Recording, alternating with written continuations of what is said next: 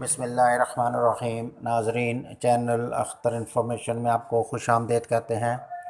ناظرین، اگر کسی شخص کو کوئی مشکل پیش ہو اور اس کو سمجھ نہ آ رہی ہو کہ اس کا کیا حل ہے، کیا وہ ٹھیک ہے یا وہ غلط ہے، تو اگر وہ اسی پریشانی میں مبتلا ہے تو اس کو پریشان ہونے کی ضرورت نہیں ہے۔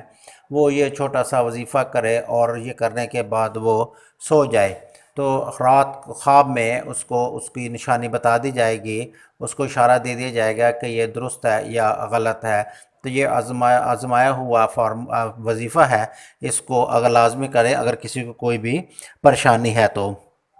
طریقہ کار اس کا یہ ہے کہ بعد نماز شابہ وضو 100 مرتبہ یہ کلمات پڑھنے ہیں۔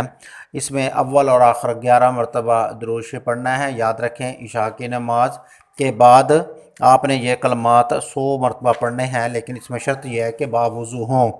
اول اور آخر 11 مرتبہ درود شریف پڑھنا ہے، اور اس کے بعد یہ دعا پڑھنے کے بعد آپ اپنے مراد خدا سے مانگیں اور یہ پوچھیں کہ آیا یہ صحیح ہے یا غلط ہے، اور پھر سو جائیں۔ انشاءاللہ خواب میں اس کا درست جواب آپ کو مل جائے گا۔